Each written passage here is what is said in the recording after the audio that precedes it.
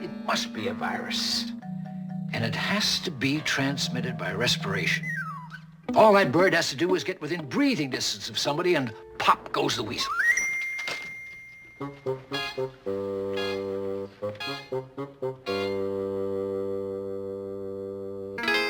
But this virus has an affinity for the brain. At least that's our best guess. It enters through the respiratory system.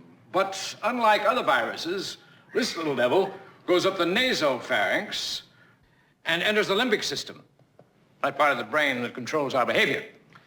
Look, Charlie, can we discuss this later in my office? The press will be in here in a minute, and I have to make a statement about recreational facilities. But, Mr. Mayor, this is of utmost importance and immediate concern. All right, go ahead. Thank you. What this particular virus evidently does is cause changes in our behavior patterns. People infected become euphoric, have a sense of well-being. Well, I'm not going to order the police commissioner to call out 28,000 cops to find some bird that makes people feel good. But we have no way of knowing what it may lead to.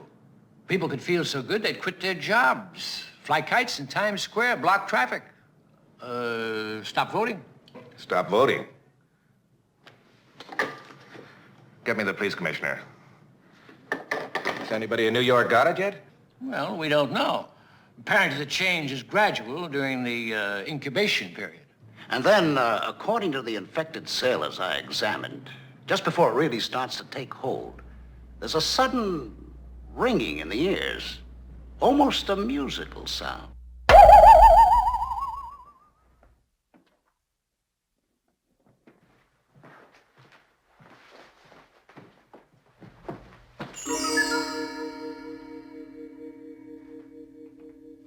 What are you doing up?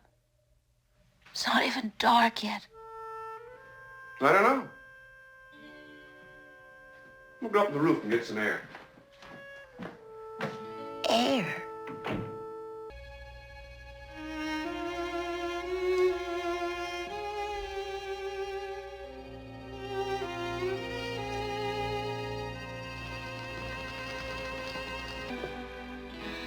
Pete! Come here. What happened? Come here. Come here. Look. In this cruddy pile of junk, a flower. The odds against survival must have been 1,000,000 to 1. But it made it. A couple of drops of rain and some sun. Pete, what's wrong? What's the matter with you? I don't know. Ever since I got up, I've been feeling strange, kind of. I don't think I can explain it to you, but everything seems different. Hey, listen. To what? The traffic? Kids laughing. You know why they're laughing? Because they're not old enough to read the newspaper. You take a look at the front page and then try laughing. The world's a stinking, hopeless mess. Oh, Pete, you're sick.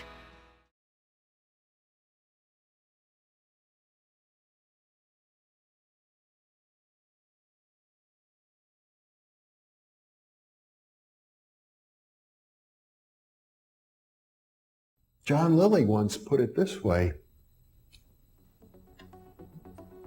there are no limits at all to the human mind whatsoever, except those we impose on ourselves because of our beliefs.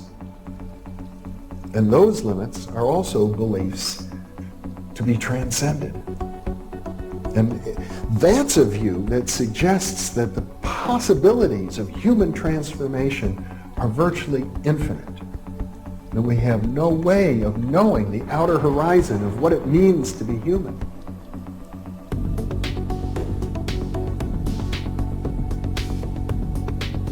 And really, to understand all this, everything, you have to go very, very deep into a study of history, consciousness, neurophysiology, everything.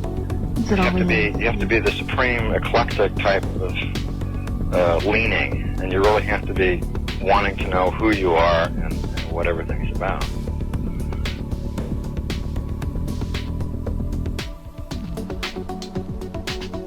And the thing that you'll find when you go to sacred sites, if you're very humble about it, is that you are on a personal journey, and the sacred site will respond to you in a way that is appropriate only to you. The information is always what you are searching for. And it's the intent you give that energy that defines whether it is used for right action or not. And it is inside these sacred spaces that you will be reminded that you are a god, that you are a bright star. So what you're trying to do is move through the course without ricocheting off walls or creating karma. You're trying to slide through things smoothly. How do you do that? It's called flowing. There's a technique that you can do that will allow you to touch some part of your inner being that has more knowledge than your conscious state does.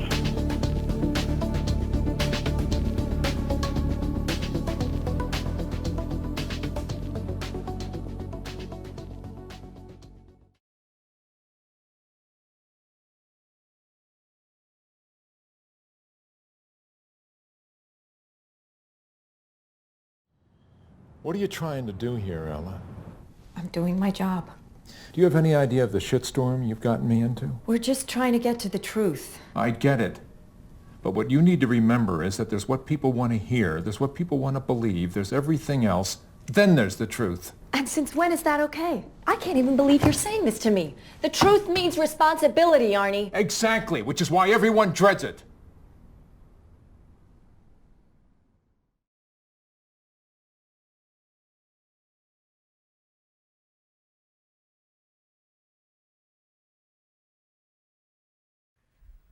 How many in here are fans of the Sufi poet Rumi? Any Rumi fans? Rumi? Wow. Okay, Rumi. Rumi says, what strange beings we are. He says that sitting in hell, at the bottom of the dark, we are afraid of our own immortality. I think there's probably a lot of truth to what Rumi says. And it may go even deeper. It may go even deeper. What if we're not so afraid of our immortality? What if we are afraid of our power to heal the hell that we create in this world? What if we're afraid of the power within us to heal the suffering? If we had that kind of power, does it truly frighten us? Maybe on a subconscious level. Maybe that's what's happening. I'm going to share a story with you. It's a true story. It's a story of the birth of two baby girls, twins, and they were born prematurely, 7 weeks premature. And in the United States, there is a protocol, there is a practice. There is a practice in the United States when babies are born prematurely. The first thing they do is separate the babies. Now, can you imagine living in the womb of your mother for 6 or 7 or 8 months and living close to another being, your twin brother or your twin sister, and hearing the heartbeat of your mother every day and the heartbeat of your twin every day, and suddenly you're taken from that environment. And the first thing that happens is you're separated, and they put one twin, one premature baby in one incubator, and the second baby in a second incubator under the hot lights of the intensive care unit in the hospital. They put them in separate rooms, lying on their stomachs, face down. That's what they do with the new babies, the premature babies. So these two baby girls came into the world. And this is what happened. They were separated, taken to different rooms, and immediately one of the little girls began to fail. Her vital signs began to drop. She was dying. There was a nurse who was working at the time. And the nurse said, I must do something or this baby will die. She said, I'm going to break the rules I'm going to break the protocol. And she reached in, picked up the young baby that was dying. She took her into the intensive care unit with her sister, and you know where the story's going. You know what happened. She put the weaker girl in the incubator with the stronger girl. But this is where the story gets really interesting. And this is what tells me what I'm about to share with you is something that we are born with. It's not something that we learn. Because here is what happened. They put the weaker baby girl in with the stronger one.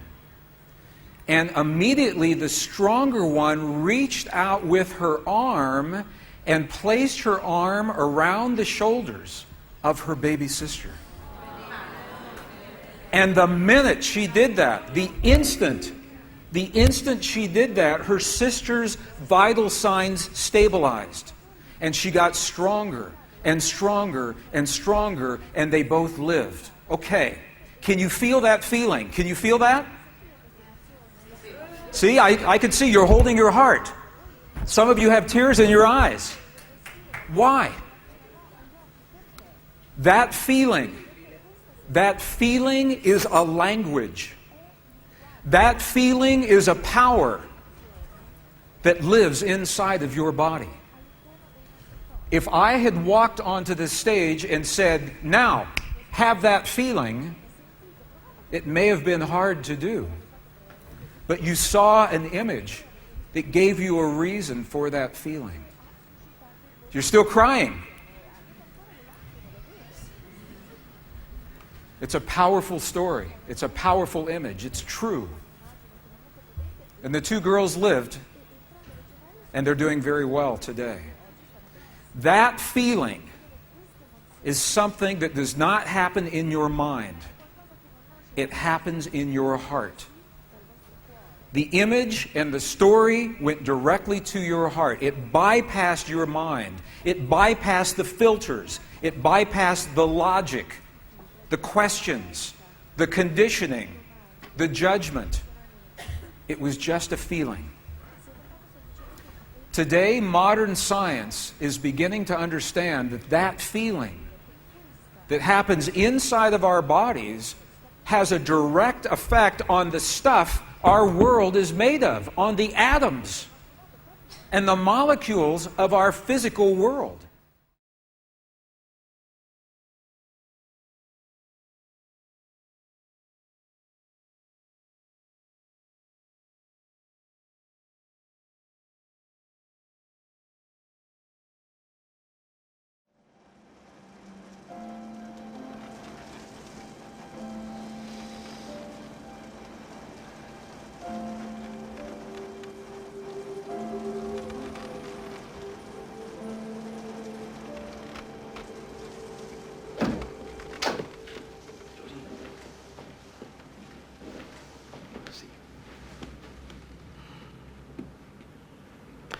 You look sorrowful.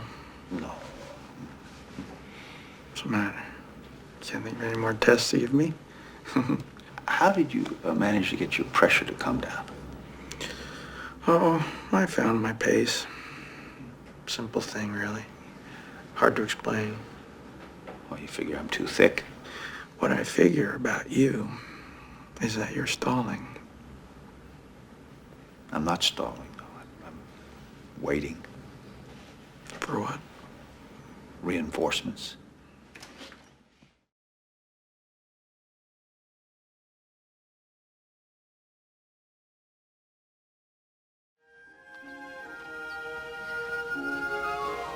There you are.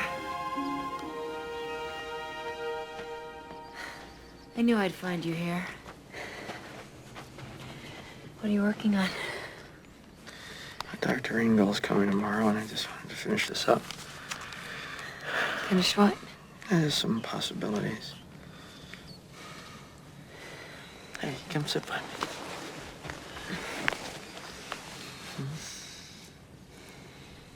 You scared?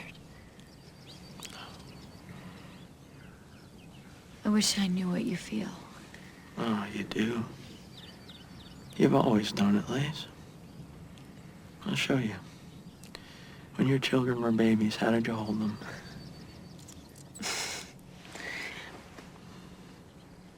And if they had a hard time sleeping, you had to rock them to sleep, well, how did you do it?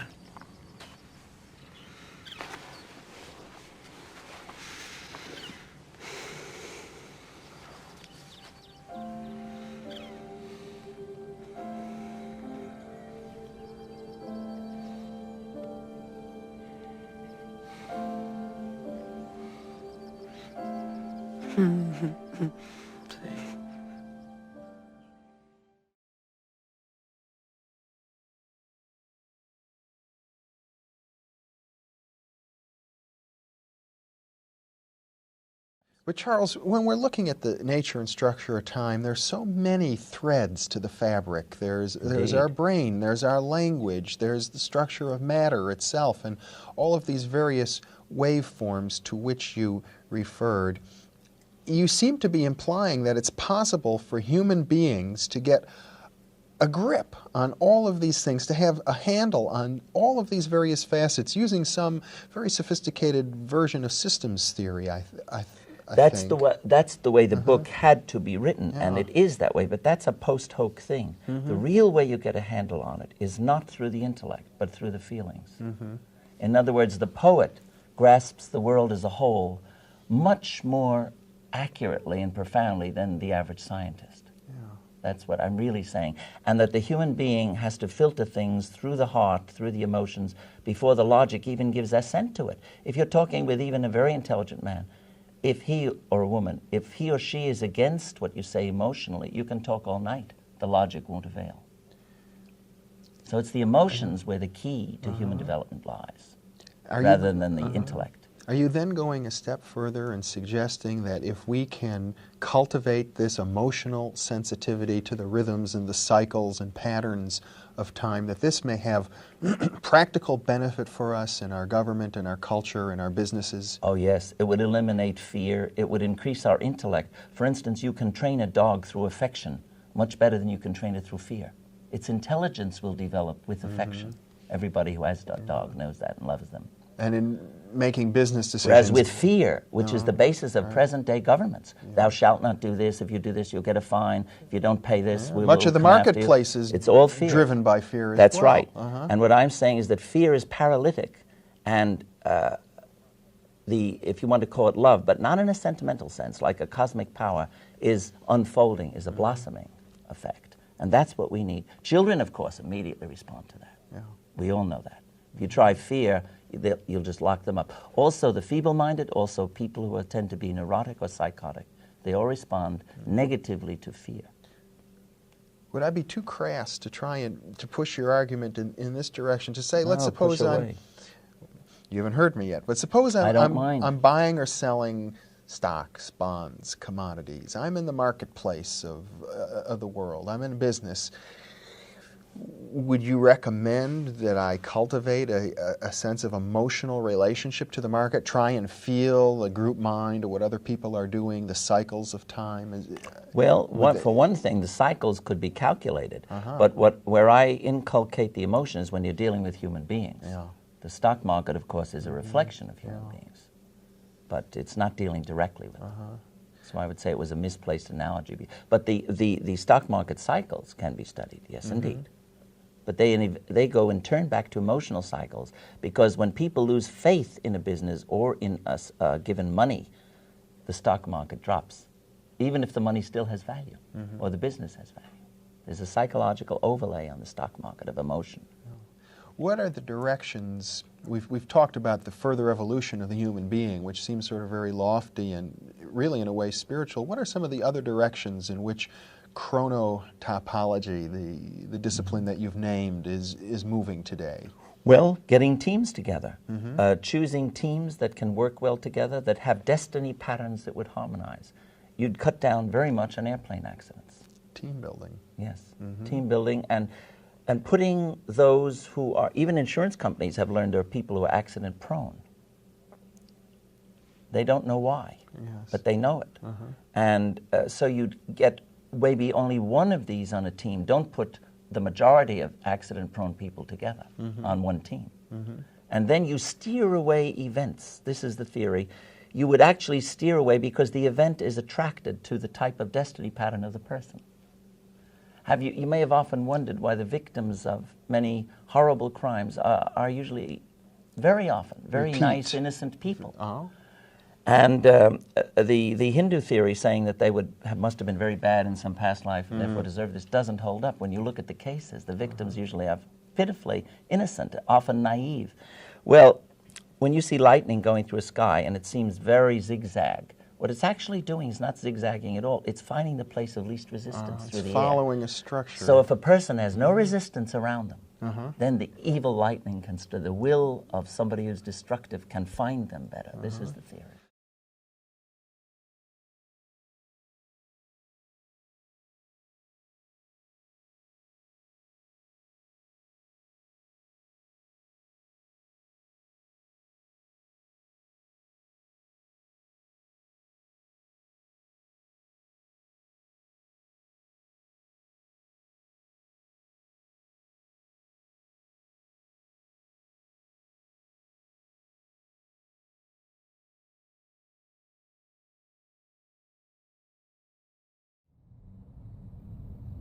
Hey, you epic being. Welcome. Thank you for being here. Thank you for allowing me to be a part of your journey. It's Andre, Infinite Potential Healing, Servant of Truth with you once more. I hope whatever may be going on in your world is going well, or if it is a challenge, you're powering through. And if you've invested in my content over the last couple of years, it's all sort of falling into place like a awesome A-team jigsaw puzzle, that all that investment that you've done into me, whether it's just through my teachings or even interacting directly with me, it's all showing its benefit now, like that investment in you, the courage to seek to improve in a world where it's seldom appreciated. It's becoming more evident and obvious. It's your edge that you have over everyone else. And you might be way more advanced than what you think, but you just don't have a reference or some validation around you. So the self-validation has to kick in, and that's where you go into your genius and you go very much further than anyone else, and you're not worried about what other people think.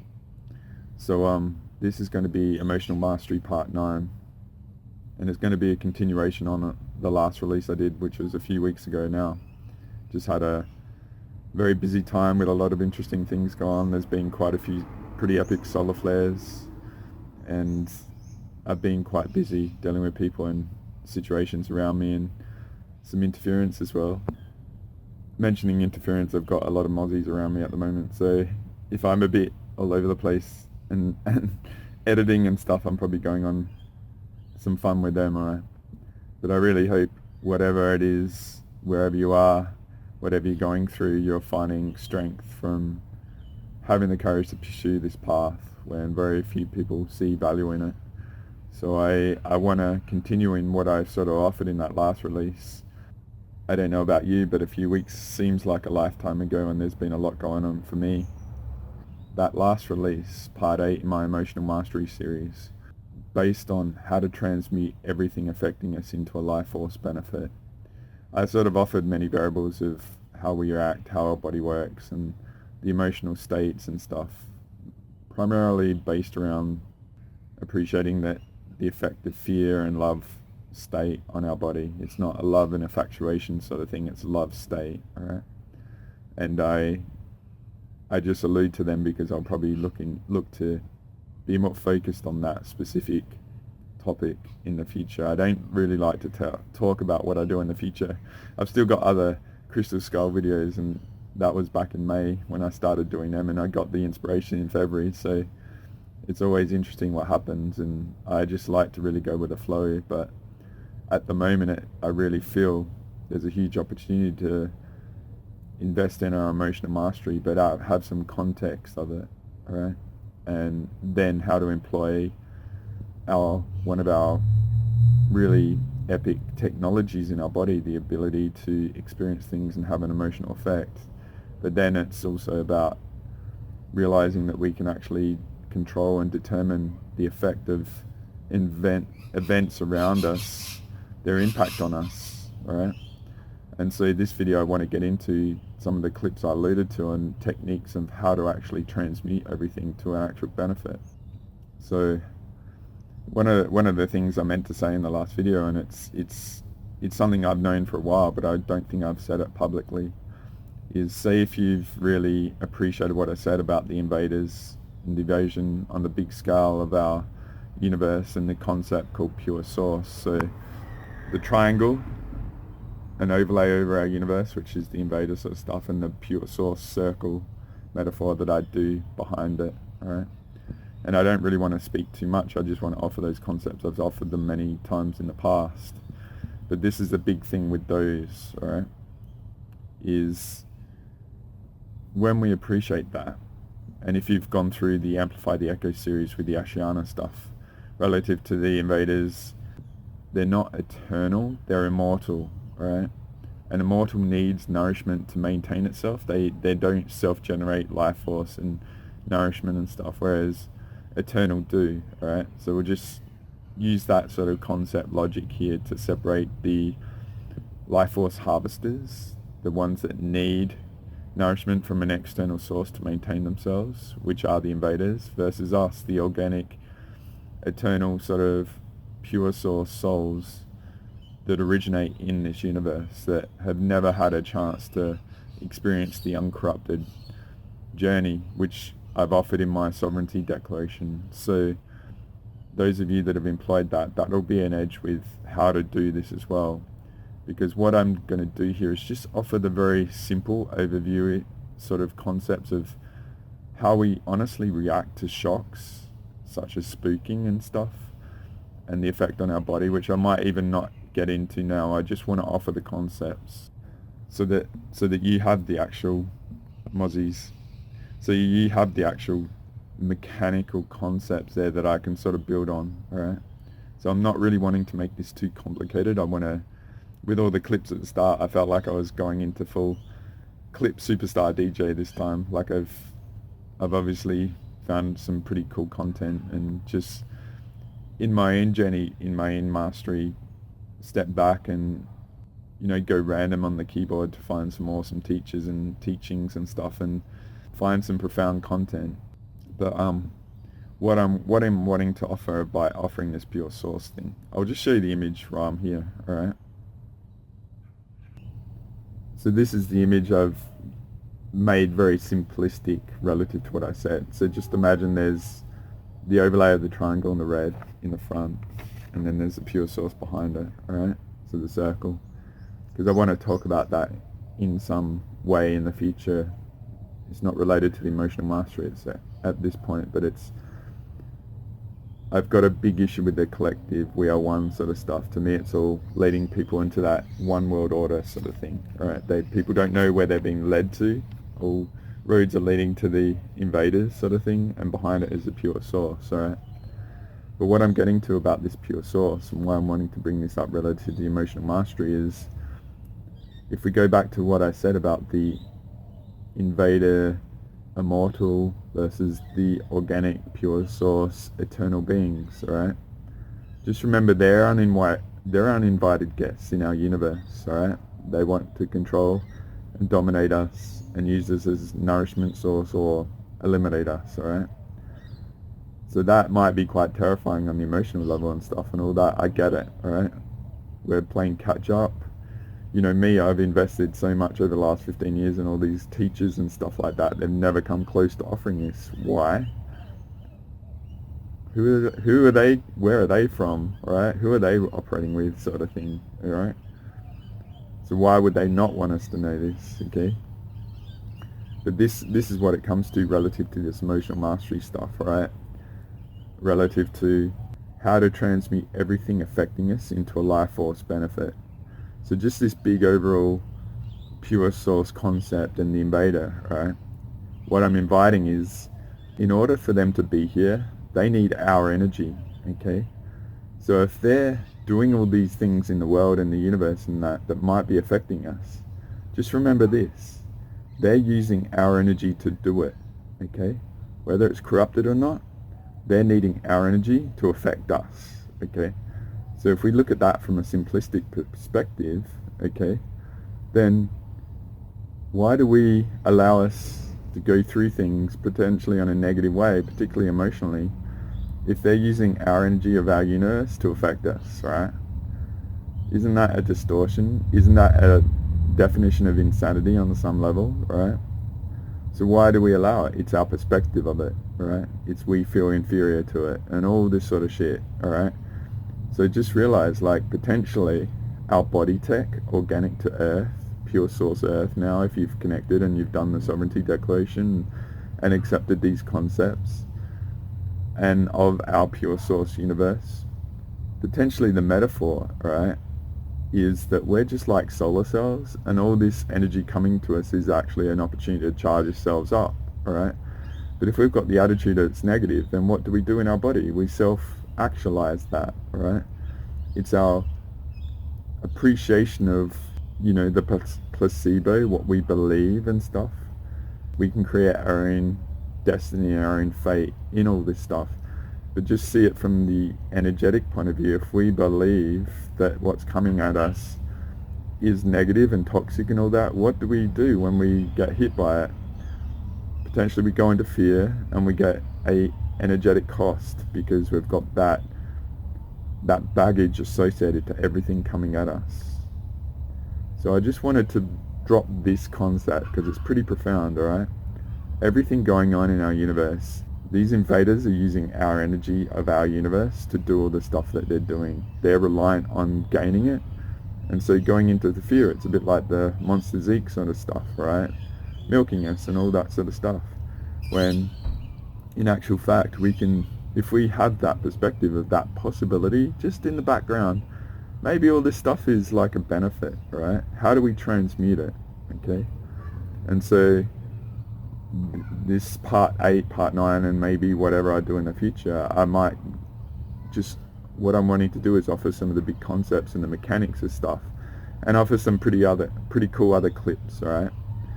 But what if we just appreciate that everything might be a benefit, right? How do we navigate with that?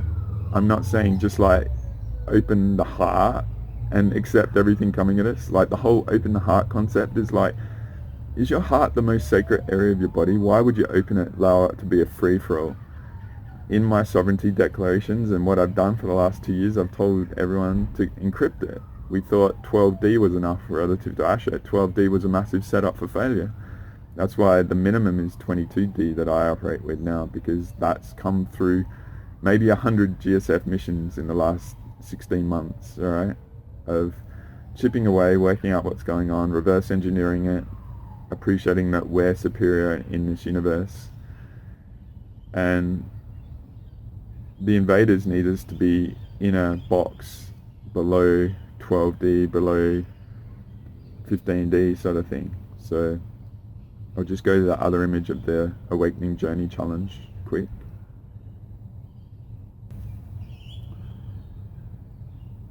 So to me, all this stuff is done because they're codependent on us fitting in their frame of reference of what they can operate at. We're far superior to that, right? So the key all along is, how do we get through this, all right? How do we get to that green zone, the 22D and above, right? So from my perspective, emotional mastery is one of our massive edges, right? And that's why it's never sort of trained or anything like that.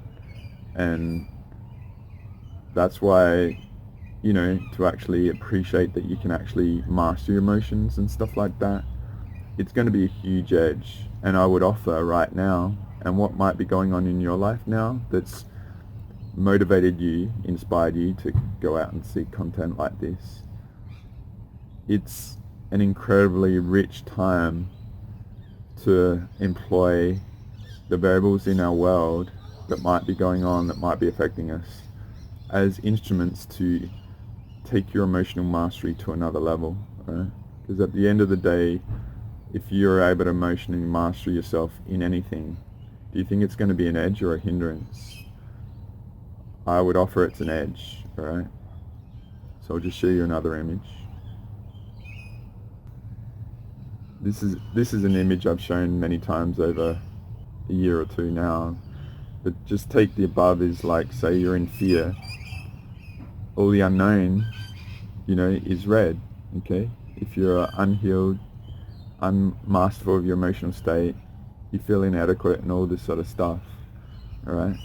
You might be incorrectly perceiving variables that you take on board that corrupt you, or you might be in fear of the unknown, that you might perceive positive actions that are just outside your normal behavior patterns as fearful, all right? So basically your perceptions can be very corrupted by your emotional state, all right? And then the middle one is, imagine if you're in fear, all right? Imagine if you've been milked of your life force because you've operated in the fear state. So your ability to process variables is greatly reduced. So what happens with most people in the fear state is they retreat back to a limited aspect of themselves. You might think with craziness going on in the world that people break out of their box and go beyond their stuff, but the vast majority, that's an idealist view. The logic and reality of people and the nature of people is they retreat in a more conservative way and they don't break outside their paradigm, right? And you got to appreciate this because the human nature is very, very much understood, right? But ultimately, say the bottom one is in emotional mastery, if you're able to self-trust, if you're able to perceive accurately, if you've invested in, say, the concepts to acquire a lot of data to understand the context of everything, then ideally your perceptions will be vast. You'll be able to see the whole vista before you and able to navigate the best you can. So I'll just repeat this again. Perhaps there's a lot of crises, a lot of challenges, a lot of uncertainty and all this sort of stuff. There's all these layers that you can go into, but ideally you can employ them to use them as tools to train yourself up to be very resilient and stronger and masterful, and whatever's going on might be an ally, all right? And there's a lot of things going on in this world that are potentially catalysts for people to break out of their paradigm and to go into an unknown space, all right? So what it comes back to is you've still got choice in it. What are you going to do this moment? How are you going to perceive things? And what do you want to feel in your body, right?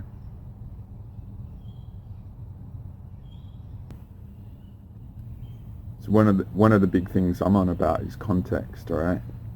And let's employ context relative to honesty, all right? So the courageous thing in this would be to be very, very self-honest about this, all right?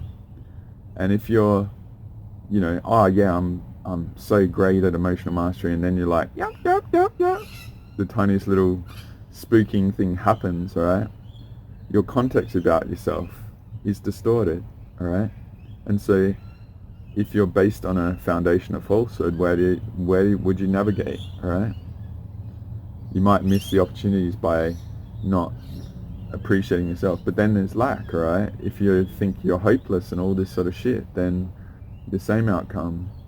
The key is to make it very simple, but just be honest. It's like, I'm still affected by things. Why is this?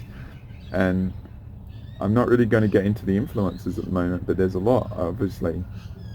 But again, what it comes down to is, if you take on board what I said about everything is our universal energy,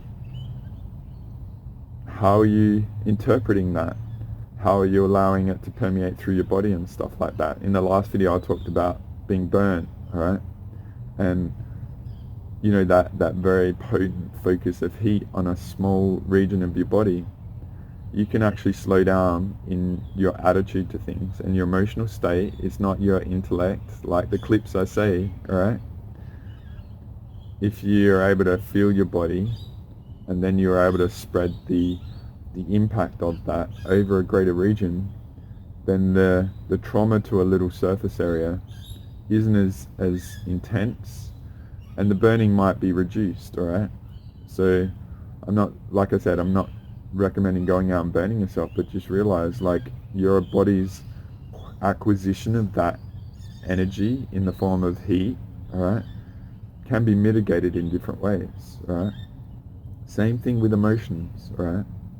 So the key, honestly, is to be very honest about yourself, all right? And so if you are, that's all cool. Just realize like everything you go through is an experience and it's training, and it shows you in a test potentially where you've gone in the past and how you react, right? And as I've always said, like mistakes aren't mistakes. My mechanics on emotional states relative to exploration is I'd rather have the reference of experience via failure that gives me more data, rather than if you're scared of trying because of failure, then you don't grow at all. But if you have the courage to explore, maybe if you fall down, you pick yourself up, you reflect, you gain more data, and then you can evolve from that, realize you were a bit off calibration, you had a perspective that might not have been correct, and then you learn through experience to eventually evolve to overcome whatever you might be, right? So as I've got a whole series, or my Intuitive Potential Part 3, experience is a key to wisdom, right? It's all about all these things together, right? But what I'm offering in this video is about how to translate everything affecting us into a life force benefit, alright? So what I want to do is get into the first main clip, alright? And it's very cool, right? So that's where I was saying about the honesty, alright? So why don't you watch this clip, and I've got some other clips around it, right? This is about how being shocked and how things can affect us. And the teacher gets into a couple ways how we might react naturally to shocks and stuff like that. So I've got some other cool clips that I'm going to employ around it. I'm not sure how long they are, but I'm going to leave that with you now and just take on board what I said, right? And see how you go. And just measure yourself in instances as well. Like this might trigger a lot of past experiences of your own emotional reaction to things, and realize things happen to you that triggered these outcomes for yourself. So you might have actual experiences and unique to you. But as I said in my pattern recognition, the menu is unique, the outcome's common.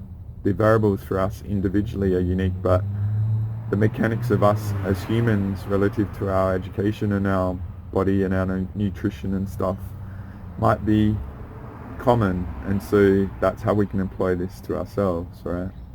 So I'm going to leave you with these clips, and I'll see you on the other side, all right?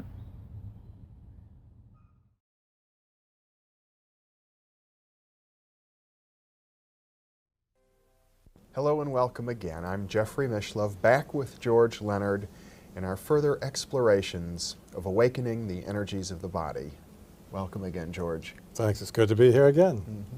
Let's talk now about the issue of dealing with surprises or sudden shocks, unexpected things, and the body's reaction to them. Yeah, what do you do about that? I'll bet you nowhere in your schooling, throughout all of your 12 or 16 or 25 years of schooling, I'll bet you never had any lessons on how do you deal with a sudden shock. We call it a sudden hit. Yeah. Let me give some examples. Say you have an heirloom watch, a gold watch that you inherited from your grandfather. You fully intend to give it to your grandson. And one day you're out on the end of a pier and you're looking at it and showing it to a friend, and you drop it into the water, into the bottom of the sea. How do you handle it? How do you deal with it? Well, let's take another example. Say you're leaving the show, you have an important appointment somewhere, down the coast. Right. You get right on the coast road, way out where there are not any service stations. Bingo, you have a flat tire. How do you deal with that? Or we could get, Jeffrey, to some very serious matters. Say that, you know, you come home and your mate says, you know, I haven't been able to tell you this, but I have to tell you that for the last 6 months I've been having an affair with your best friend. How do you deal with it? And so, again, what we're doing, just to remind everyone, we are using the body as a metaphor, as a kind of a litmus paper. How do we deal with things? How can we find better ways of dealing with things? And so what I'd like to start out with tonight is to show how we would deal with a sudden shock, and how our culture, just in normal ways, without instruction, without any guidance from our elders, how have we sort of evolved into dealing with these sudden shocks? And I don't think these are very good ways to do it. So how we were going to do this is, either you or I will be holding our arm out. In this case, you'll shut your eyes. And first I have to ask you, are you a very jumpy person? On a scale of, I'm going to grab your wrist like this. Now, on a scale of 1 to 10, How much do you want? Do you want me to really give you a clobber give me a real good one. I mean, About a 9 then. Yeah, I've been And I'm gonna known give to a shout, jump out too. of my skin, but generally I don't. All right, if you ask for a 9, I'm going to give you an 8 then. Because Okay. it's better to be safe than sorry. Yeah. And all I want is just to make you jump a little bit. Okay. And that'll be the idea. So, all right, and I don't want to jerk your arm around and push you back. It's just a neutral hit. It looks like this. You can leave your eyes open and look at it. Oh! That's a jump. And that you jumped a little bit even there with your eyes open. Yeah. So that should probably be enough. So I'm going to have you do that with me. I'll take my watch off.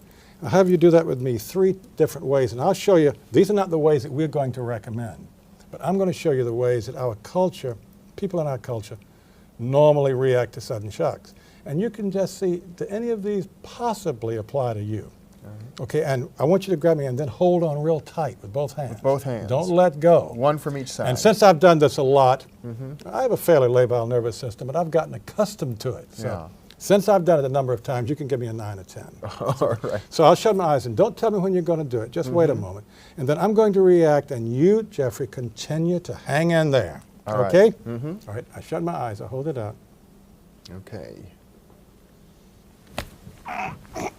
I start fighting against it. I start fighting. What happened? What happened? When you fought, it was easy for me to hang on. You got stronger. Yeah. In other words, if you immediately, without thinking, and this is universal with all of our groups, if you start fighting back against a sudden shock, damn, this thing happened, I'm going to do something about it right now, and don't center, don't stop to do anything about it, the problem gets worse, just like it did there. All right, let me give you another one. This is kind of a funny one. You give me another 9 or 10. Okay.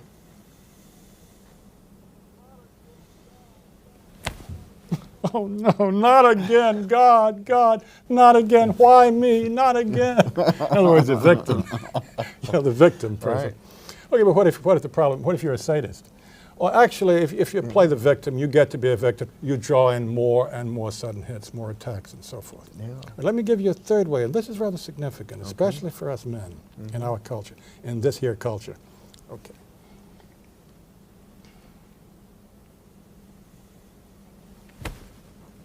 I don't feel a thing.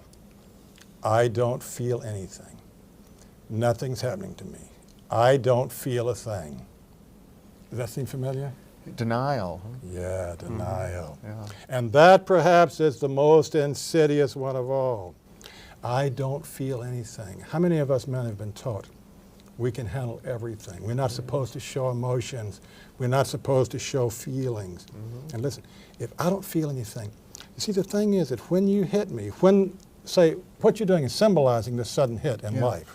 When you lose the watch or when there was a something bad split happens to second there when I was tempted just to let go of you when you said you didn't feel anything, like there was no impetus to hang on, but it didn't last long. And right. But the problem with this kind of denial is that actually when you hit me, energy has come into my system. I can choose whether to use that energy and how to use that energy, for good or for ill. In other words, when you hit me like that and I jumped, a little cocktail, a little hormonal cocktail was shot out into my blood by the adrenal glands. That's right. Now, I can either choose to use that, and there's some research to show that this norepinephrine, when it goes into the coronary arteries, and if you just freeze it, it could do some damage there. In other words, you could use it for something good, to use it in an appropriate way, or you could say it's not there, but it really is there. You are denying not only your feelings, but the gift of energy, the possibility of taking the hit as a gift. Now, the idea of what we really want to do is take the hit as a gift.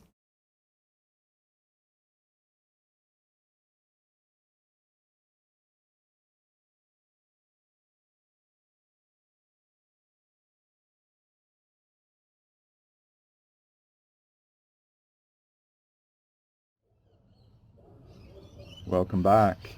Interesting, isn't it? Very cool sort of clips, right? And building on all the ones I shared at the start, as I said, I've gone a bit superstar Tiesto clip DJ at the moment. All my videos, the way my style, just for an instant, this might be interesting. As I've probably shared a lot of times, one of my passions when I was growing up in the 90s, I was DJ, and one of the styles I was into was trance, particularly like early DJ Tiesto, if you want to go listen to his sets and stuff like that.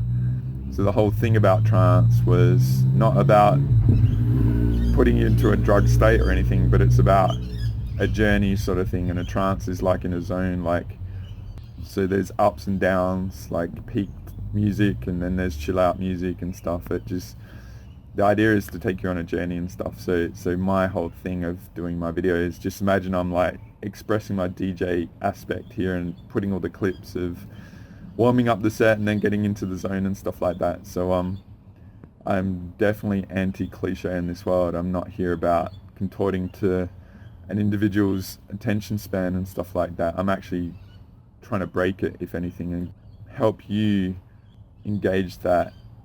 Psychic stamina is a big thing, you know, because Team Fracker don't like tool down when you're having a bad day. They're like, oh, you're so tired, sorry, I didn't mean to frack with you, I'm gonna give you a rest, why don't you let me know when you want to get going again, sort of thing. They're gonna wait until you grind it down and then frack with you, alright?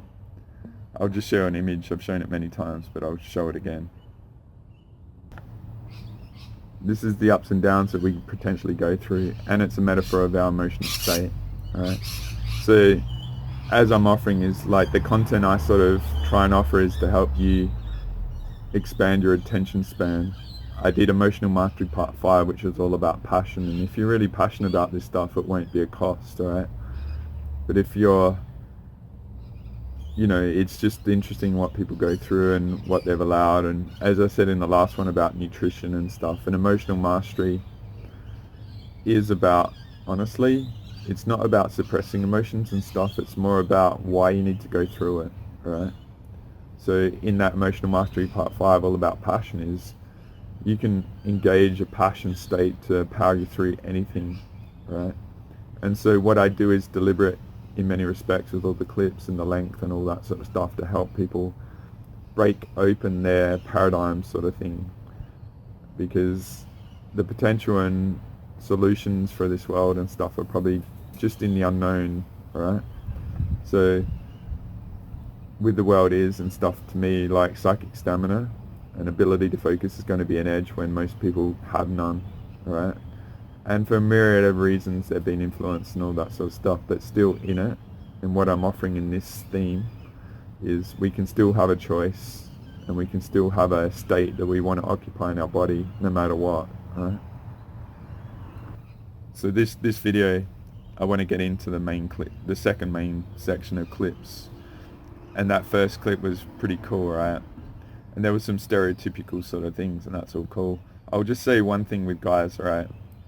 I know for me, it might not be appreciated why, say, guys are interested in those sort of things, but to me it's all about me investing my being in those scenarios and how I would operate. So what it might not be appreciated is that a lot of guys actually do emotional mastery training by investing ourselves in those scenarios and how we would react, okay? So I'll just say that because I think a lot of you guys instinctively do that without even knowing it, of how to operate, you know? A lot of what I've offered over the years, last couple in particular, and I'll just show you the image now. I haven't shown this for a little while, but this is the mechanics of the unknown. I've got it on my Instagram, and I did a whole video last year, and I seeing if I can expand that topic and stuff, but I like infusing it with more expansion with all the videos I sort of do and stuff. But just see that metaphor of the context before about your self-context of your honesty. Your honesty is your self-context of where you're at. Just appreciate the unknown, alright? Just appreciate also that the vastness of what's going on comes from the unknown. The future is unknown. The future is like an abstract diagram of, you know, a Salvador Dali painting of our present reality. It's abstract. It's outside of the frame of reference, but when it plays out, right, it seems quite obvious because there's these components that it relates to and stuff like that. So in times of uncertainty, the unknown is amped up, and our reaction to it, because it's unfamiliar, it could be triggering us emotionally, alright? But I've just offered all these concepts over the years. In it all, we still have a choice. If we really take on board in our past, like you might think you're one or two, but you're actually three or four. If you take in an appreciation of yourself, of how many unknown events you've been through in life and how you've operated, all right? You can see now, all right? You've mastered so many and you've come out the other side. And so all that's going on in a constant balance of journey is the unknown is playing out. And the key is, how do we handle it in any instance? And I'm offering that we can actually choose in our emotional state from the heart sort of thing, not the intellect, as some of the clips at the start talked about. We can choose to determine our fate in our emotional state of what plays out, right? And then that first clips was about the shock of how we natively react, like our programming as it stands, a reaction to shocks and uncertainty, right? But what I want to do is offer the second main clip here relative to techniques that, you know, they showed a mechanics of how they can shock in a sort of, in a group, in a training environment, all right? And so in this second batch of clips, it's really cool because he teaches how to absorb the energy, all right? As I said, everything in our universe, even the invaders doing whatever they're doing to trigger us and weaponize at us and that, it's all our universal energy, okay? So how does your unknown go with that expansion from the black to the blue with that? I'm going to invite, it's going to be quite interesting when you see this. It might really change your world, change your paradigm, and see there's a whole different way to exist, okay?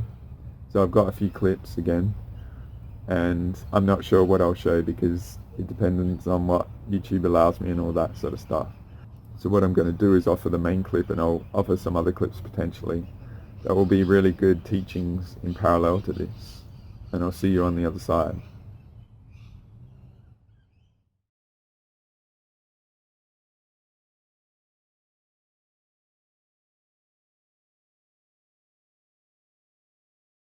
So now I'm going to show you a way that we like to demonstrate to our workshop people. And with this way, it's just possible that not only would I be able to handle the problem, but gain additional energy by which I could even handle additional problems, maybe even take charge of my life and deal with other things that are not even connected with this one hit. Mm-hmm. So what I'm going to do now, I'm going to center myself as we did in the first segment. I'm going to get my energy in the center, feel my feet on the floor, relax the shoulders, feel the back, the small of my back on the chair, feel all of the embrace of gravity, watch my breathing, soften my eyes, and so forth. Then I'm going to close my eyes, and when I'm ready for you to give the hit, I'm going to raise my arm, and you give it with the same amount of force, with a little shout, really try to make me jump, and I'll show you an alternative way of dealing with a sudden hit.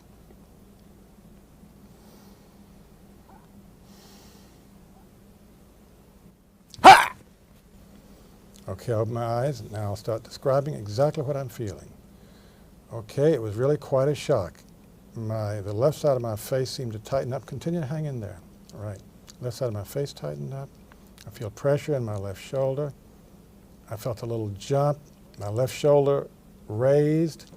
In other words, I'm describing all this. I'm not looking at you. I'm not pointing at where it is. I feel a little tension in the solar plexus. Now I'm letting that go. Now I'm going to continue to hang in there. It's hard to hang in there. Right. Now I begin breathing into my center. I take this energy, which is entering this arm, and I let it spread through my whole body. I let it infuse my whole being. I let it create an envelope of energy around me, an aura which begins to expand. It's very hard for you to hold on now, isn't it? Yeah. Ah, so I'm beginning to feel a kind of a wonderful tingle through my whole body. I have additional energy. I don't think you could very well hold on. It's more like a dance or something. Right. Yeah. So you see what I've done now. I acknowledged, first I experienced fully. Now that's important, to experience fully in bodily terms, not in theoretical terms, but where in the body the tension is, or where any special energy is in the body. Maybe there's more energy on this side than on this side. If so, I will first experience it, then I will acknowledge it by speaking it aloud to you. Not looking in your eyes and say, oh, Jeffrey, you see right here? You know, that's kind of giving away my power. Now look out this way, not towards you. with soft eyes, and I acknowledge by speaking it. So now we're going to do it with you. Okay. And anybody in the audience who'd like to do it, they can also do the same exercise. All right.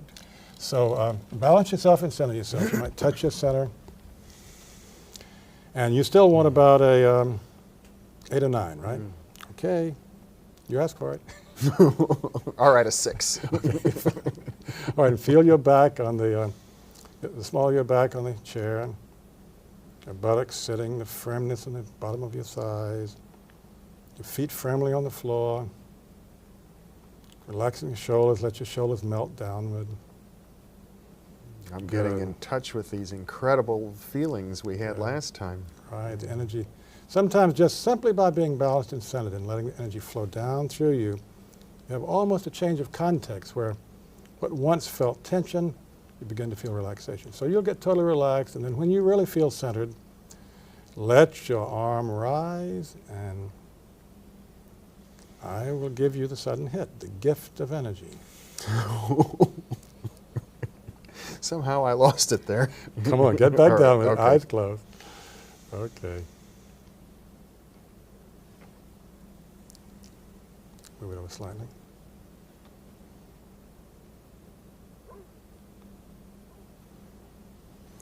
Yo! Open your eyes and look straight ahead, soft eyes, and just begin describing precisely what you're feeling. What you felt at this moment of impact. It's like a wave of energy that began up my arm, moved into this whole side of my body was tense for a while. And now it does seem to be, oh, there's a little more coming in. Several waves of energy. Let them flow through your whole body. It's like the ocean, sort of, really. Do you feel more tension in the right side than the left, where I'm holding you? Yes. Okay, let it spread through your whole body.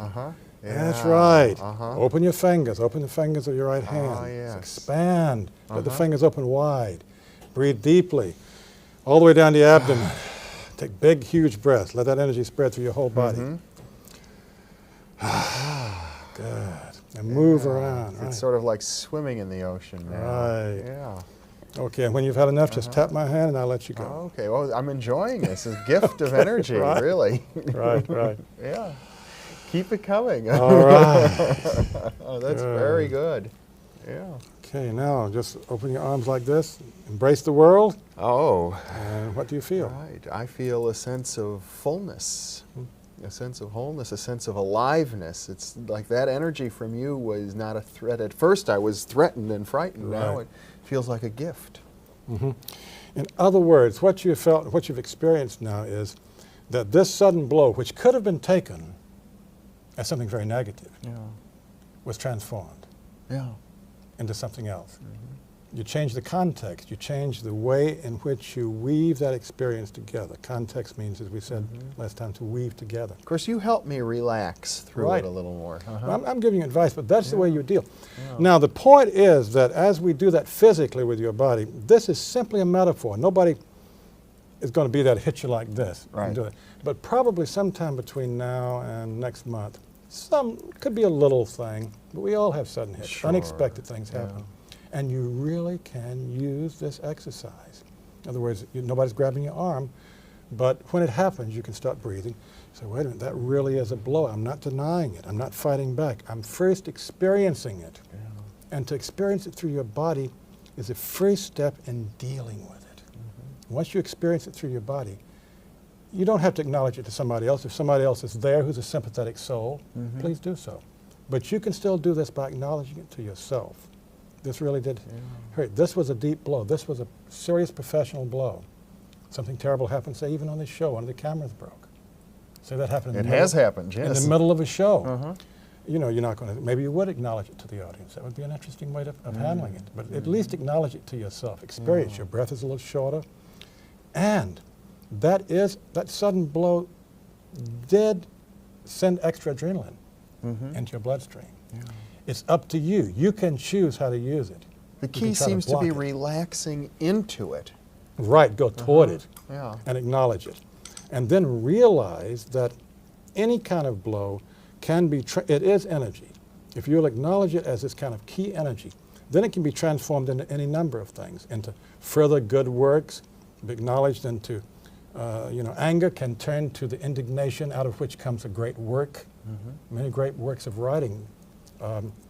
Jonathan Swift wrote some of his greatest works out of his anger by transforming it into something creative, rather than simply sitting on it.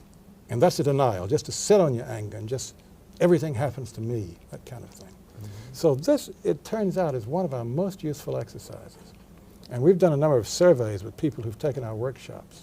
And balancing and centering is the most useful, according to most people.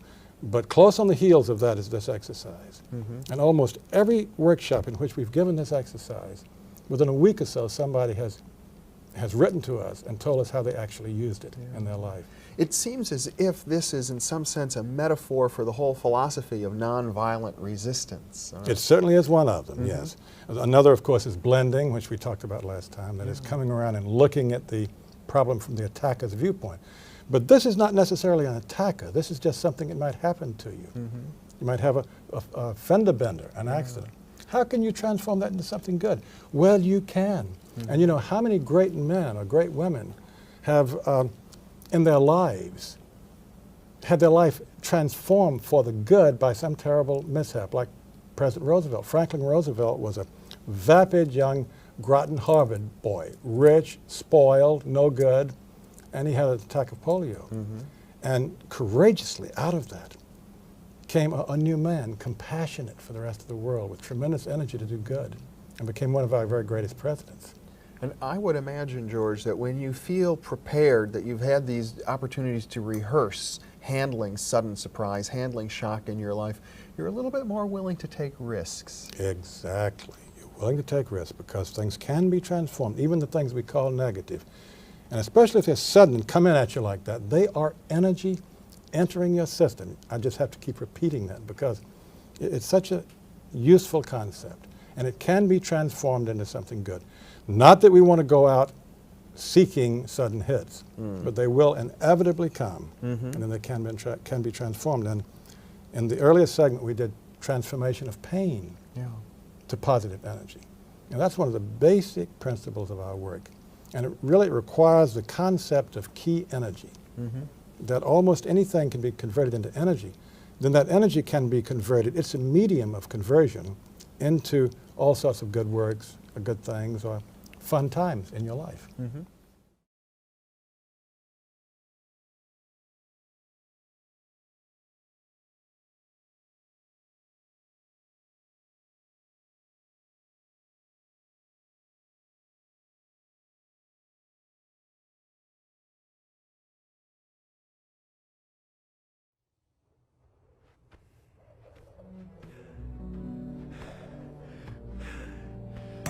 Finally. Oh, yes. The power of the Dragon Scroll is mine.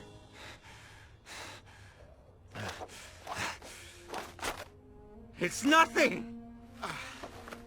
Oh, it's okay. I didn't get it the first time either. What? There is no secret ingredient. It's just you.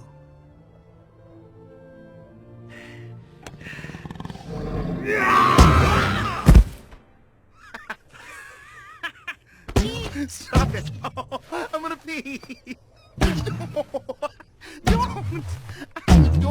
Don't!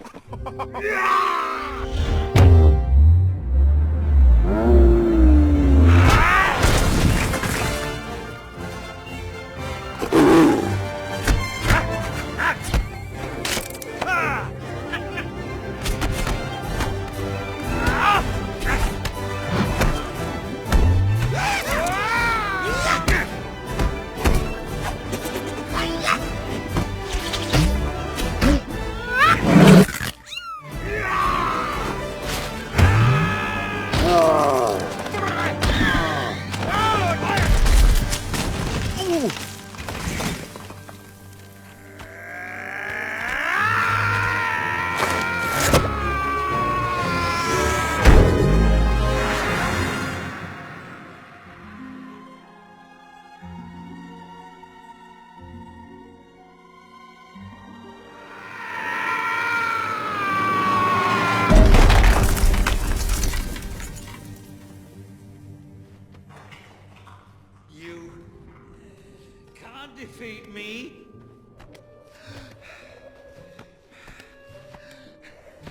You're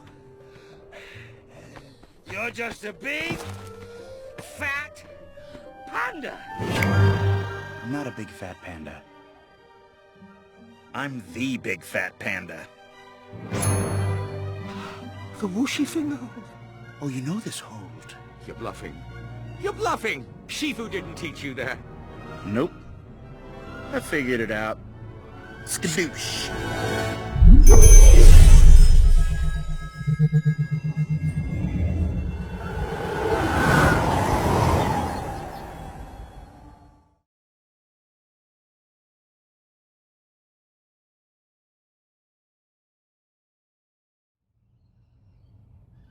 Welcome back. Thanks for still being here if you are. I hope this has been a real potent, powerful teaching for you so far. So isn't it very interesting? Have you ever really allowed yourself to consider that maybe there's a way that you can master everything going on and actually employ it as a life force benefit, like I said? How to transmute everything affecting us into a life force benefit. Have you ever, maybe because you're here, you've always had a sort of back of the mind instinct or trust that there is a way, but you may not have found the way, right? Maybe you've never really thought that the emotional mastery is the relationship to that, or how you emotionally accept data and variables occurring in your life to then be able to transmute them, right? Have you, for most of your life, been a passenger to everything going on and just reacting to it, or realize you can be the driver and whatever goes on, it's just data and information and potentially energy, and potentially that energy might be corrupted, all right? And that's all cool. But still, if you take on board what I said at the start, that everything that Team Fracker and invaders are doing that might be trying to mess with you, all right, what it comes back to is it's our universal energy that they're employing, corrupted or not, all right? Isn't it interesting? So, as I said at the start, I don't really want this one to be too big. I might employ these clips again and add further context with different variables and stuff like that, but I really wanted to just get them in. So for right now, with everything going on in the world and what might be going on in the future, and us each individually in our lives and stuff, that at least knowing that there is sort of a very, very simple technique out there that we can do, all right, that actually can transmute it. I'm sure that a lot of you out there, this is just confirming a lot of what you already know. You probably do it on some level, but I always talk about active and passive mode. Like when it's not in a reference, it's just sort of employed without knowing it. It might be a very passive mode, so that the effect might be a 2 out of 10. But when it's active and we're self-aware of it, you know, maybe 7 or 8 out of 10 of that energy is benefit. So that difference between the 2 and the 6, or 2 and the 8, is where we can actually benefit and gain the nourishment from, right? But I always talk about psychic defense and stuff like that, right? And one of the allies that I've sort of had and I've said is that investing in, say, me to be my own self-healer, like, we know our bodies, we are the best experts of our own self, no matter what, right? We can go to other people that can see us and all that sort of stuff, but we are in it and we know ourselves and stuff like that the best.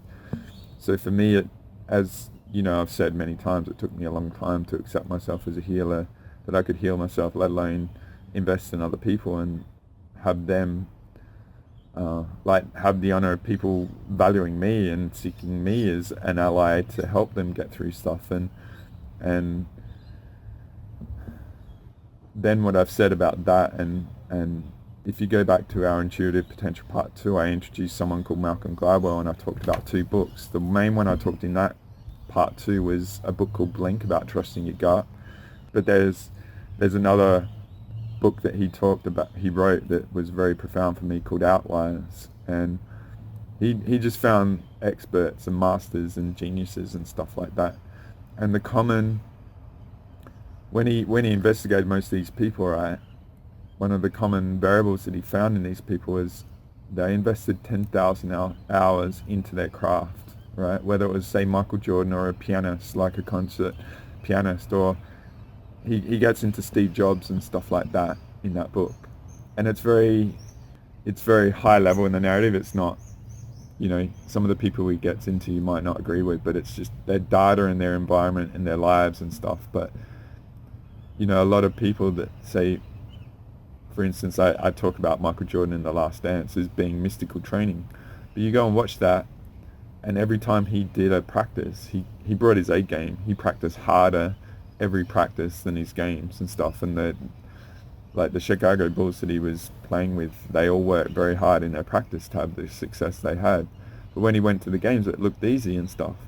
But you take away him as the genius of the basketball. He invested 10,000 hours in what he did, all right? And you might think 10,000 hours, that's not much, but it's like 3.5 hours a day for 10 years, all right? So to be a master in what you do, potentially you have to put a lot of hours in. But if your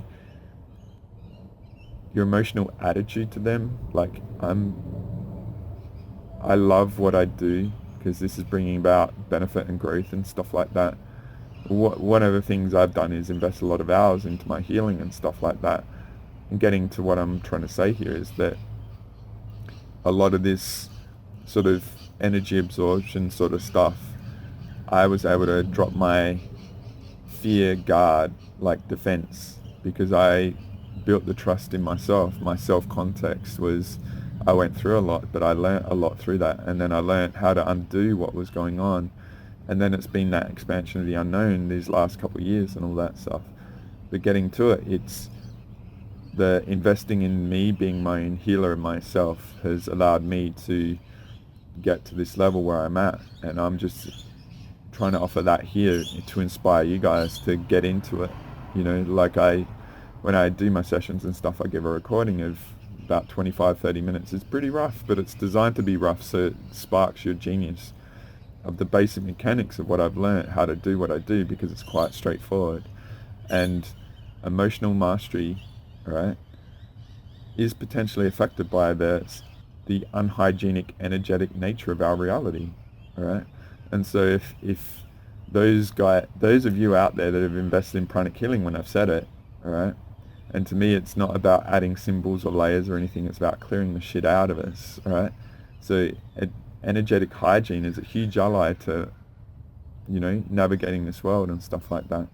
But on top of that, just see that relationship between believing that there's an unhygienic variable out there when it may not be that unhygienic, that what can permeate through to you to affect you emotionally, right? There's all these subtle attitudes and stuff like that, right? So I'm just offering all these to contemplate them all and stuff, that algorithm of perception that I show you, all right? I might show that image quick. So the algorithm of navigating with the emotional mastery could be a whole heap of variables like this in an algorithm, all right? So just contemplate what I've said about all the energy in this universe is on our side. It is ours. They're using it and borrowing it and maybe weaponizing it at us. But how does your algorithm change with all these variables I've offered here? You know, if you have the choice in any moment to appreciate what might be coming at you, whether it's a hit emotionally, whether it's information, whether it's an uncertainty in your life, how is your navigation improved by the attitude and the body state that you choose to operate in it as you travel through the event or the situation and stuff, right? I feel it would be a huge edge over most. And just imagine if, you know, one of these red dots you transmute to a green and it's actually life force benefit, right? Rather than a cost, okay? So just going back to the other one. So this is the one I showed earlier and I've shown many times. But what if you have the confidence in yourself that you can actually endure a lot more events and information coming at you? And not only that, you see it as a nourishment rather than, like, you as an emotional solar panel, all right, absorbing all the stuff that's maybe potentially weaponized, maybe it's just, you know, your energetic limits and you can't deal with anything more because you've been milked and all that sort of stuff. Maybe you've been through traumas and stuff, so you don't allow experiences, so you box yourself in and stuff. How do you handle life now with this information though? Does it improve your potential? Does it ease off that uncertainty that you have and allow you to go into the vast vista of stuff at the bottom? And maybe your perception of variables change because you feel confident and you feel safer. And then you get your parabolic going, alright? As I'll show you another image. So this is a mechanics of the awakening potential, right? And us in the green, right? With the most resistance and stuff, holding the line, alright, until there's some crossover. But just see this as a metaphor for many things, like your intuitive development and stuff. What about your emotional mastery, alright? So say the green is your level of emotional mastery and the red is like your inability to handle things, okay? But just see you as an individual, you've probably been through so many things in the past, you don't realize how advanced you are. And so hopefully this video is an ally to help you get to that crossover mark where instead of everything coming at you as red and a cost and it's impacting you, you transmute it and flip it and everything becomes an ally, and then you get past things. Just see the red might be the scale of things, how they affect you in a negative way, alright? As your experience and wisdom grows, like the effect is less, but the ability to endure is increased until there's some threshold that you cross. And so what if all the events going on in the world that might be horrible, might be challenging and stuff, are just nothing more than tools for each individual to do this themselves, alright? I just feel like there's some big singularity going on where each individual is going through things and there's all these variables that are creating a lot of catalysts for things, alright? And so I would just invite, like, mastering your emotions through it. And it's not about suppression, it's about why do you need to feel what you feel? Is there something else you can feel in it? Is there some other way to see it and therefore some other way to navigate because you're blinded by limits that you didn't allow yourself to see? Alright? Interesting to contemplate, isn't it? So it's not really about what other people do, it's what you do in it. Alright?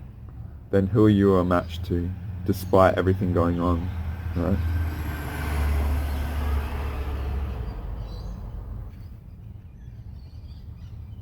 Because ultimately, it's about coming through all this, alright? So just see you as an individual having the courage to contemplate things like this. How much of an edge you have over everyone else, alright? When it's been the hardest to do it, alright? So are you seeing yourself as weak or inadequate or anything, or you're just so amazing and advanced that there's no reference out there for you, and the need for validation from others has been a handicap that's held you back when you could go into the unknown even further than what you even thought you could. Right? So as I said, I didn't really want this to be too advanced and technical. Maybe it is, maybe it isn't, maybe I've confused you more or anything, but ideally what I've offered, perhaps this is very potentially massively positively changing your life video, right? Maybe before you started watching this you had a idea about yourself, but then learning this and seeing this, it's like your whole life changes. A lot changes. You can even ripple it back through time at all the events. Do a self-context, you know, of your truth in different times in your life and how you handled it. Could you have handled it better?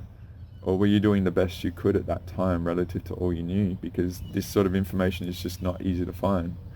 But out of it had consequences that were the catalyst for you to dig deeper and stuff. So just appreciate challenge is a huge motivator. Like I say in my sovereignty declaration, it's like pure source diamond time.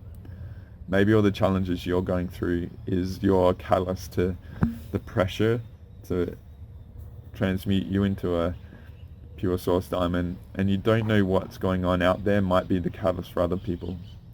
So as I've said many times, it's a time to be spiritually selfish. Invest in you. If you invest in you, you get 100% return. If you invest in others, it's not about the return, but is that the best investment of your life force at the moment? And I guess it's a determination of each individual along that journey of yours, and there is this fine balance of wanting to help and serve, and then the costs and all this sort of stuff. We all want the best for everyone else, but maybe you showing the way by your actions and investment in yourself is the reference and the validation for others to do it themselves, right? So potentially there is another way. I've got this whole thing about responsibility and irresponsibility. Like, to me, a lot of the things that I talk about may be horrible in this world.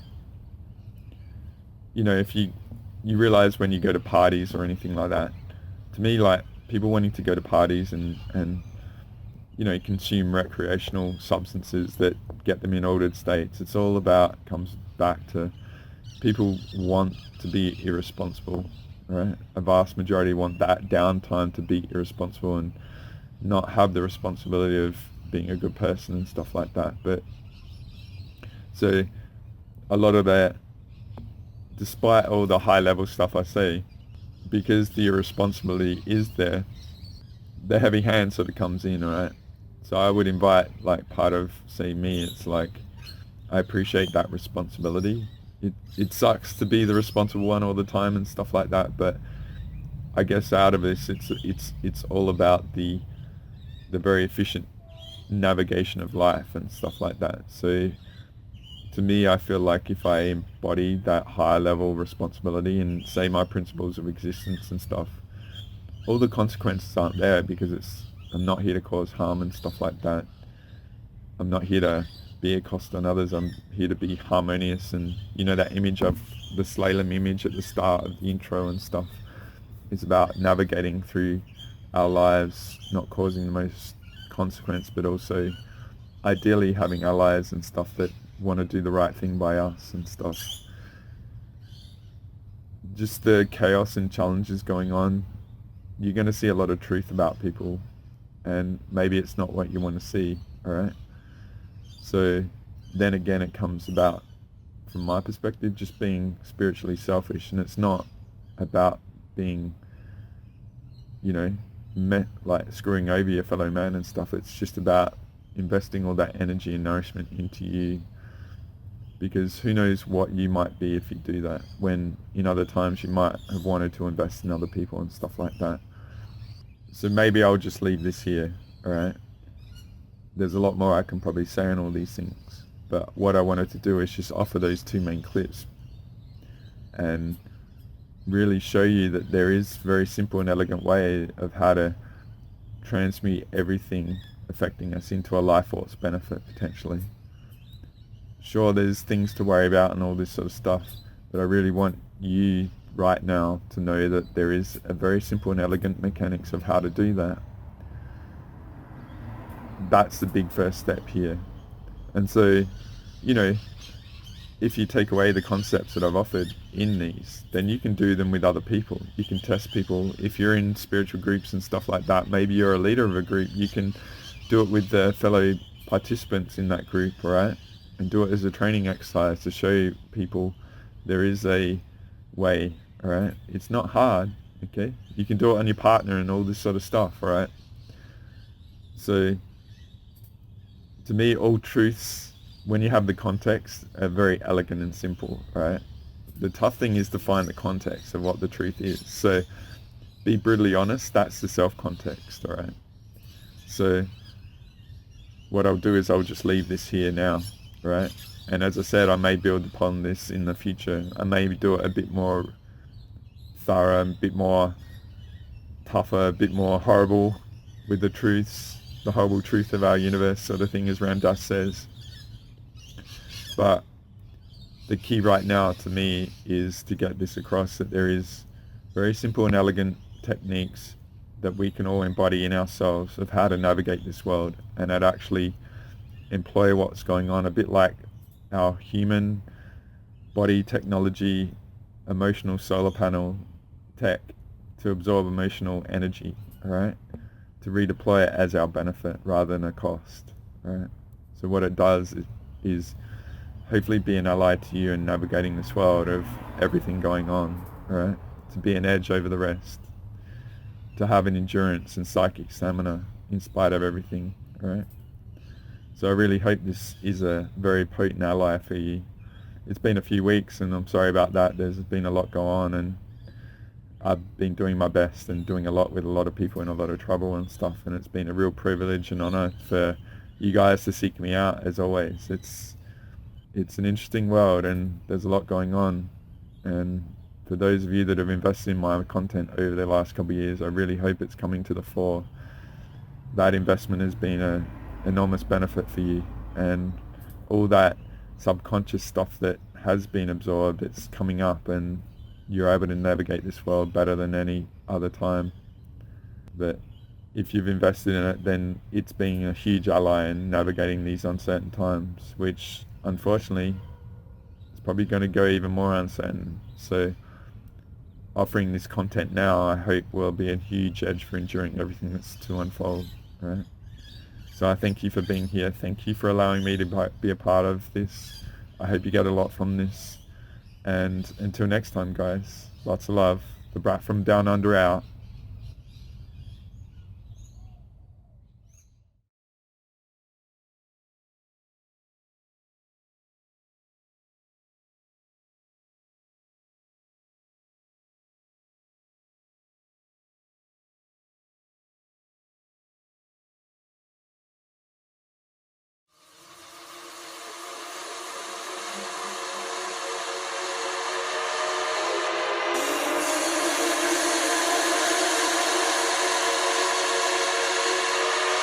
The sun is gonna keep on shining, brighter days on the horizon.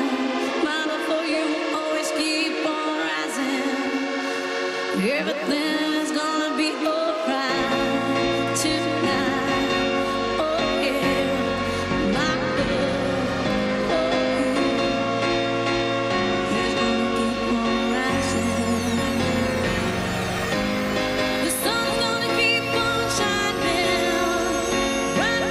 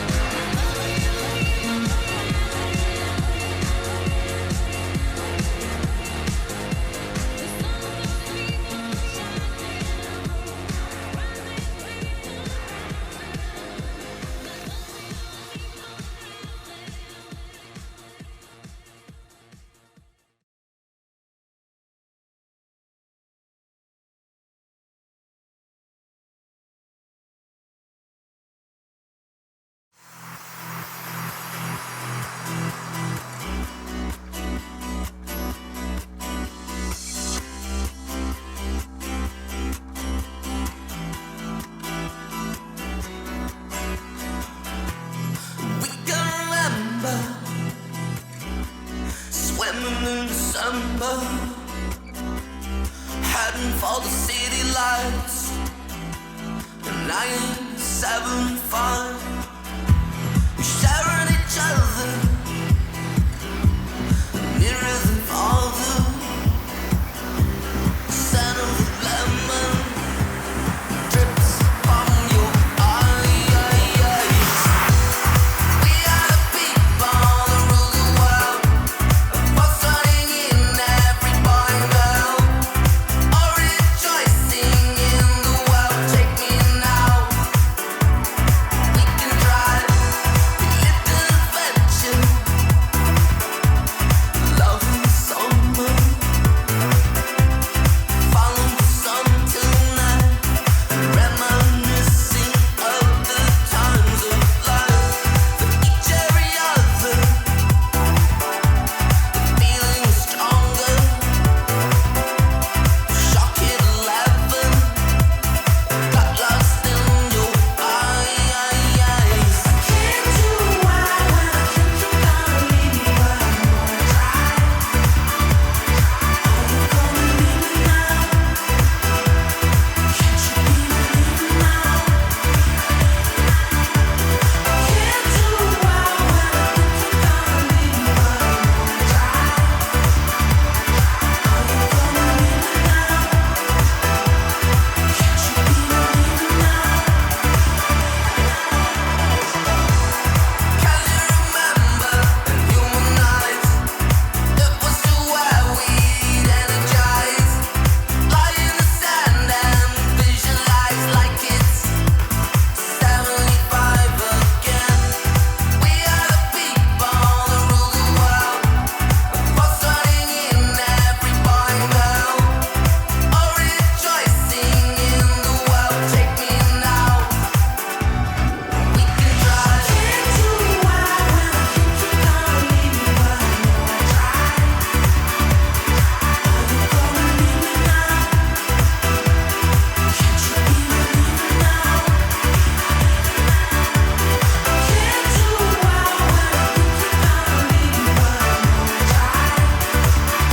Are you gonna leave me now? Can't you be believing now?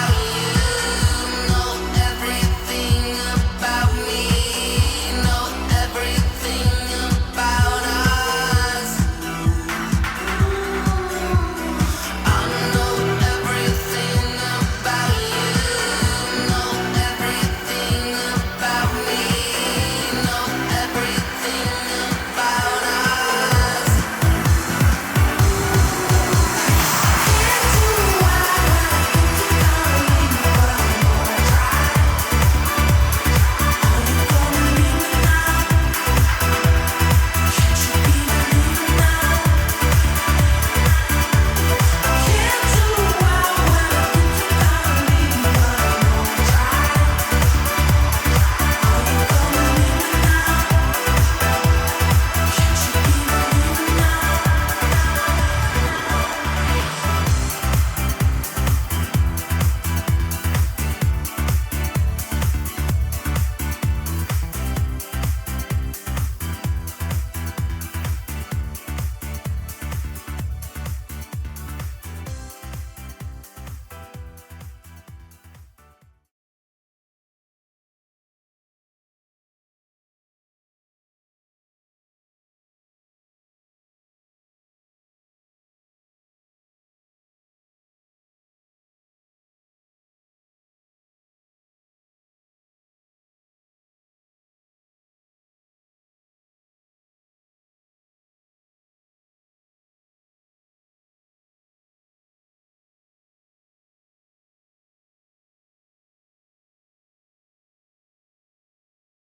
John Lilly once put it this way: there are no limits at all to the human mind whatsoever, except those we impose on ourselves because of our beliefs. And those limits are also beliefs to be transcended. And that's a view that suggests that the possibilities of human transformation are virtually infinite. And we have no way of knowing the outer horizon of what it means to be human.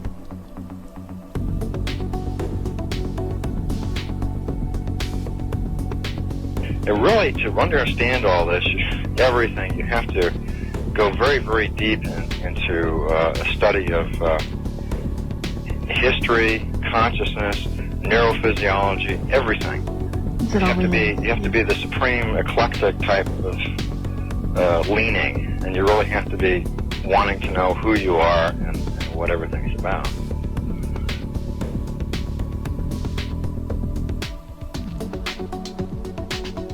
And the thing that you'll find when you go to sacred sites, if you're very humble about it, is that you are on a personal journey, and the sacred site will respond to you in a way that is appropriate only to you. The information is always what you are searching for. And it's the intent you give that energy that defines whether it is used for right action or not. And it is inside these sacred spaces that you will be reminded that you are a god, that you are a bright star. So what you're trying to do is move through the course without ricocheting off walls or creating karma. You're trying to slide through things smoothly. How do you do that? It's called flowing. There's a technique that you can do that will allow you to touch some part of your inner being that has more knowledge than your conscious state does.